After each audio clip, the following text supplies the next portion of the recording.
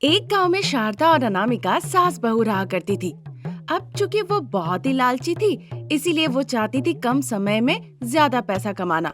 तो उन्होंने मुर्गी का व्यापार शुरू किया। अरे बहू, सोचो कोई जादू हो जाए और एक ही दिन में हम सारी मुर्गियां बेच दे तो कितना अच्छा होगा ना। फिर हमें बहुत पैसे मिलेंगे और उन पैसों से हम गले का हार खरीद सकते हैं। तुम्हें हार चाहिए, सिल्क की साड़ी चाहिए, हीरे जवाहरात चाहिए, महंगे महंगे सैंडल चाहिए। सिर्फ तुम्हें ही चाहिए बहू, मैं तो बड़ी हूँ, मुझे कुछ नहीं चाहिए। ये तो हमारे बीच की बात है। आप बड़ी है, आपकी उम्र 60 साल के आसपास है। अगर आप इस उम्र में मेकअप लगाएंगे तो आपकी झुर्रियां कम हो जाएंगी, नहीं ना? अनामिका की ऐसी बातें सुन के सासू माँ अनामिका को बड़ी बड़ी आंखें करके देखने लगती है। अगर आप बड़ी बड़ी आंखें करके मुझे इस तरह गुस्से से देख भी रही हो, फिर भी अगर आप सिल्क की साड़ी पहन लेती है तो क्या आप जवान हो जाएंगी माँ जी? नहीं ना। अगर महंगे जेवरात पहन लेती है तो भी क्या आप खूबसूरत लगेंगी? नहीं ना। तो फिर क्यों करना चाहती हैं? अरे बहू रानी, तुम तो असल बात भूल के सीधा सपने देखने लगी। अगर तुम्हें जेवर चाहिए, बनारसी साड़ी चाहिए, मेकअप किट चाहिए, उसके लिए पहले पैसे चाहिए और पैसे तो मेरे पास है और ये रहे उसकी चाबी। ऐसा कह के शारदा अनामिका को संदूक की चाबियां दिखाती है। अनामिका ये देखकर बड़ी आश्चर्य हो जाती है। ऐसा नहीं चलेगा बहू, हम दोनों एक समझौता कर लेते हैं। वो क्या, बताइए सासू माँ। अब कहने का क्या है बहू, कम वक्त में हमें ज्यादा मुर्गियां बेचनी है, तभी जाके हमें ज्यादा मुनाफा होगा, समझी? ठीक है सासू माँ, फिर हम आज से ही ज्यादा मुर्गियाँ बेचा करेंगे। इस तरह से कहा और अनामिका अपनी दुकान के सामने खड़ी हो गई, माइक लेकर चिल्लाने लगी। सासू माँ शारदा काउंटर पे बैठ गई इसी उम्मीद के साथ कि उनके दुकान में मुर्गियाँ खरीदने के लिए लोग आने लगेंगे। आइए बाबू आइए, कैसी मुर्गी आपको चाहिए हमें बताइए। हमारे पास हर तरह की मुर्गी है और वो भी बहुत सस्ते दामों में।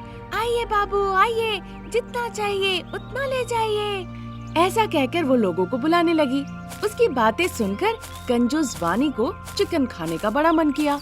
जल्दी से वो चिकन की दुकान में आ जाती है। कंजूस वानी को देखकर शारदा मनी मन खुश होती है और सोचती है, जैसे ही अनामिका ने कम भाव के बारे में बताया, ये कंजूस वानी यहाँ आ गई। अनामिका का माइक लेके बोलना अच्छा ही रहा। बताओ वानी, कितना चाहिए? कितने का किलो? 200। दुकान में उन दोनों पे अनामिका की नजर पड़ी। आधा कर दो। आधा करो मतलब आधा केजी? उसके 100 रुपए लगेंगे। उसमें आधा करो। उसका भी आधा, पाव किलो, तो उसके लगेंगे 50 रुपए। उसका आधा। वानी की ऐसी बातें सुन के शारदा बड़ा अद्भुत मुंह बनाती है। उसका भी आधा, 1/4, 25 रुपए लगेंगे। उसका भी आधा शारदा, 12.5 ग्राम। दे दो, मैं आज पेट भर के खा के सोऊंगी। उसकी ऐसी बातें सुन के शारदा बेहोश होके धड़ाम से नीचे गिरी। अनामिका ये देखकर मुस्कुराने लगी। ये देखकर वानी डर के मारे भाग गई। अनामिका दुकान में आई और जल्दी से शारदा के ऊपर पानी का छींटा मार के उसे जगाई। शारदा को जब पता चला कि वानी चली गई है, तब उठ के जाके अपने चेयर पे बैठी। फिर वेणु नाम का एक आदमी जो हर दिन उसके दुकान में आया करता था, वो आता है। अरे वेणु, हर दिन 25 मुर्गियाँ ही क्यों लेते हो? तुम 50 मुर्गियाँ भी तो ले सकते हो। अगर आप मुझे मुफ्त में देंगी तो 50 मुर्गियाँ क्या, मैं तो हर दिन 75 मुर्गियाँ ले जाऊँ। तो शारदा दीदी मुफ्त में दे रही है क्या? आपको मुफ्त में मुर्गियाँ देके सास बहू कटोरी लेके भीख मांगे क्या? आपको जो अच्छा लगे आप वही कीजिए शारदा दीदी। जब वो ऐसा कहता है, उसकी बातें सुन के शारदा उसे गुस्से से देखने लगती है। बिना रुके सांस लिए वो डांटने लगती है। फिर वेणु बिना मुर्गी लिए वहाँ से चला जाता है भाग के। ये देखकर अनामिका एक पानी का बोतल लेती है और सीधा जाके शारदा के ऊपर वो गिरा देती है। तब जाके शारदा ठंडी होती है। अरे क्या हुआ बहू, मेरे ऊपर पानी क्यों डाली? आप बहुत गर्मा गई थी कि ना सासू माँ, इसीलिए आपको ठंडा करने के लिए आप पे पानी डाली। ये वेणु गया कहाँ? वेणु और कहाँ जाएगा सासू माँ, छोड़ ही दीजिए कमाने की बात, उसे अलग ही रखिए। जितना कमाते थे अब वो भी नहीं हो पाया। फिर सास बहू मिलके इस बारे में विचार करने लगती है। अगर हम अंडे लाए, फिर विकसित करें, माहौल बनाए, उसे बढ़ने दे, फिर मुर्गी बना के बेचे तो बहुत परेशानी है। ऐसा नहीं चलने वाला, हमें खुद की मुर्गी की मशीन बनानी होगी। ठीक है माँ जी, फिर मशीन कैसे बनेगी बताइए। हमें ऐसी मशीन बनानी होगी जिसमें हम बस अंडे रखें और उसके अंदर से मुर्गी बाहर निकल आए। ऐसी मशीन हमें बनानी होगी। ठीक है सासू माँ, मशीन बनाने के लिए जरूरत की सारी चीजें हम इकट्ठा कर लेते हैं। फिर सास बहू कई दिनों तक सोचती है, बहुत मेहनत करती है, कुछ केमिकल का इस्तेमाल करती है और एक मुर्गी की मशीन बनाती है जिसमें वो अंडे डालते ही नीचे से मुर्गियाँ निकलने लगती है, जिसे देखकर सास बहू बहुत खुश हो जाती है। सासू माँ, ये मुर्गी बनाने की मशीन तो हमने इजाद कर दी, लेकिन इससे हम पैसे कैसे कमा सकते हैं ये बताइए। 5 रुपए के अंडे के बदले 200 रुपए की मुर्गी, मुनाफा है कि नहीं? बहुत मुनाफा होगा माँ जी। अब हम दूसरे दुकानों की तुलना में कम कीमत पर चिकन बेचा करेंगे। अगर हम 1 किलो चिकन 100 रुपए में बेचते हैं तो हमें 90 रुपए का लाभ होगा। फिर उस मशीन में वो अंडे डालने लगती है और उस मशीन के अंदर से मुर्गियाँ आने लगती है और उन मुर्गियों को वो बाजार में 100 रुपए में बेचने लगी। उन्होंने जब लोगों को बताया और लोगों को इस बारे में पता चला तो लोगों की भीड़ उनके दुकान के आगे लग गई। कंजूस वानी ने भी कुछ ज्यादा कहा नहीं और आके उनके दुकान से मुर्गी ले गई। कुछ दिन ऐसे ही निकल जाते हैं। जिन जिन लोगों ने वो मुर्गियाँ खाई थी सब बीमार पड़ गए, अस्पताल में भर्ती हो गए। अब सास बहू के खिलाफ लोगों ने कंप्लेन लिखाई पुलिस स्टेशन में। पुलिस आके सास बहू की पूरी दुकान की तलाशी ली। तलाशी लेने पे उन्हें वहाँ पे ऐसे रसायन दिखे जिससे वो अंडे से मुर्गी बना रही थी और लोगों के जान के साथ खिलवाड़ कर रही थी। तुरंत सास बहू को हथकड़ी पहना के लॉकअप में डाल दिया जाता है और इस तरह से ज्यादा लालच की वजह से सास बहू को जेल की हवा खानी पड़ी। करीबन रात के 11 बज चुके थे। प्रसाद बिस्तर पे सो रहे थे। उन्हें अचानक से प्यास लगती है, इसीलिए वो उठ के हॉल में जाने लगते हैं। देखते हैं सास बहू शारदा अनामिका तभी भी जगी हुई है और टीवी देख रही है। उन्हें देखकर वो कहने लगते हैं, शारदा अभी भी सोई नहीं? यहाँ सास बहू मिलके टीवी देख रही हो? नींद नहीं आ रही थी ना? अरे बहू, तुम्हें भी नींद नहीं आ रही थी क्या? मुझे तो आ रही है पिताजी, पर सासू माँ यहाँ पे हॉल में अकेली बैठी है, ये देखकर मैं साथ देने आ गई। देखो बहू, सासू माँ को लेकर तुम चिंता मत करो। अगर घर पे शेर घुस आए ना, वो तुम्हारी सासू माँ को देखकर भाग जाएगा। ये शेरनी से कम है क्या?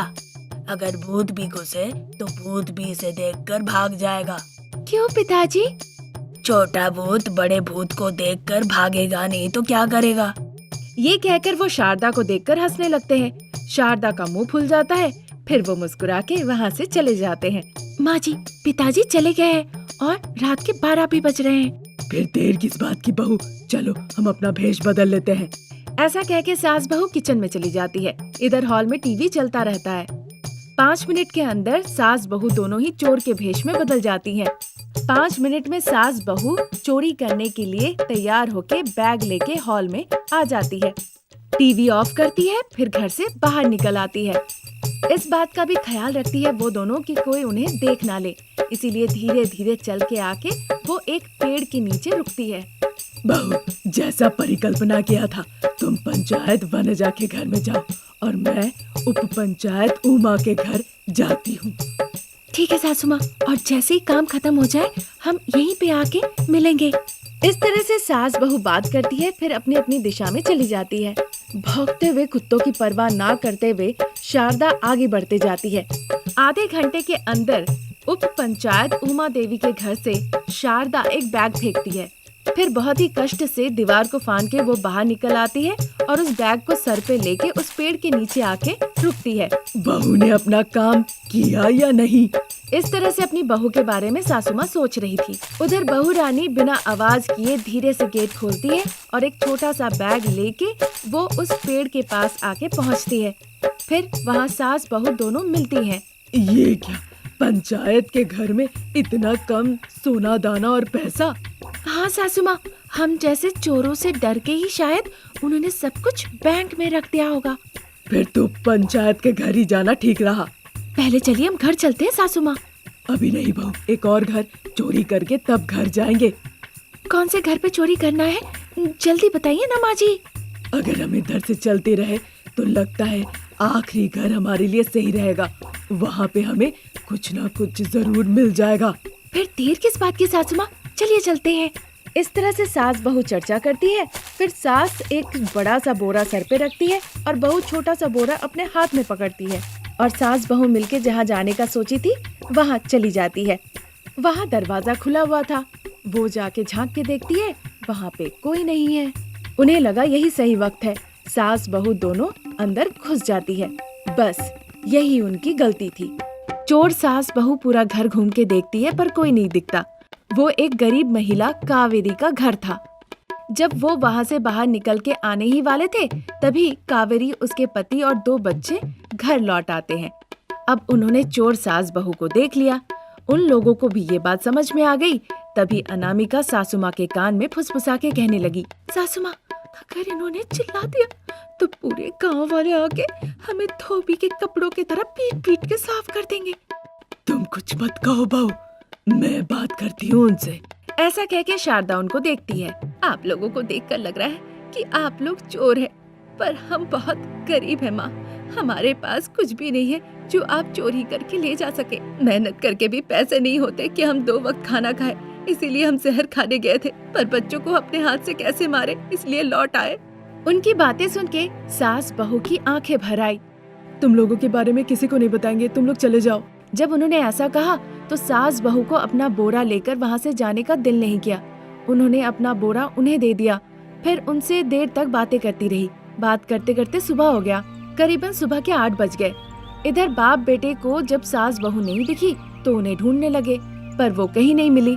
फिर वो दोनों हॉल में आके बैठ के एक दूसरे से बात करने लगे। पिताजी, ये सास बहू गई कहाँ? पता नहीं बेटा, रात के 11 बजे तो ये दोनों बैठकर टीवी देख रही थी। ऐसा तो नहीं कि सास बहू दोनों में लड़ाई हो गई और मुंह फुला के अपने अपने मायके चले गई। अरे नहीं पिताजी, ऐसा नहीं हुआ है। हो सकता है कि हमारी नींद खराब ना हो, ये सोचकर वो चुपचाप खेत चली गई हो। एक बार जाके मैं खेत में देख कर आता हूँ। अरे रुको, मैं भी चलता हूँ। नहीं पिताजी, अब घर पर ही रहिए। सास बहू अगर घर लौटती है तो मुझे फोन कीजिए, मैं घर आ जाऊंगा। ठीक है बेटा, ध्यान रखना। प्रसाद ऐसा कहते हैं। फिर रमेश बाइक लेके खेत की तरफ चला जाता है। सोफे पे बैठ के प्रसाद बार बार दरवाजे की तरफ देख रहे थे। रमेश जो खेत में गया था वहाँ पे भी उसे सास बहू दिखी नहीं। ये देखकर वो थोड़ा परेशान हो गया। इधर प्रसाद कहने लगे, हे भगवान, ये सास बहू गई कहाँ? इस तरह वो ईश्वर से प्रार्थना करने लगे। उधर वो देखे कि सास बहू कावेरी के घर पे बैठ के चाय पी रही है। कावेरी, अब हम चलते हैं। मैं बहुत खुश हुई शारदा दीदी। आज तक मैंने आप जैसे चोर कभी नहीं देखा। रात में आप लोग हमारे घर चोरी करने आए, ये हमारे लिए सौभाग्य की बात है। मुझे पूरा भरोसा है ईश्वर ने ही आपको हमारे घर भेजा था। ठीक है कावेरी, जो होता अच्छे के लिए होता। अब हमें भी अपना घर जाना होगा। ठीक है शारदा जी, ध्यान से जाइएगा। कुछ जरूरत हो तो मैं आपके घर आ जाऊंगी। आज तक मैंने सदाचारी दंपति के बारे में सुना था और देखा था, पर आज मैंने चोर सास बहू के रूप में पुण्य सास बहू को देखा और ये देखकर मेरा दिल खुश हो गया। बच्चों का ध्यान रखना कावेरी। ऐसा कहकर वो वहाँ से निकल गई। जल्दी जल्दी जाके जब उन्होंने बाप बेटे को नहीं देखा तो वो दोनों हड़बड़ा के घर के अंदर जाने लगी। प्रसाद जल्दी से फोन करके रमेश को बता दिया कि महिलाएं घर लौट आई है। रमेश जल्दी से घर लौट आया। तब तक सास बहू ने भी एक कहानी सुना के निपट ली। इस तरह सास बहू के चोरी से एक गरीब परिवार अपने दुखों से बाहर निकल आया।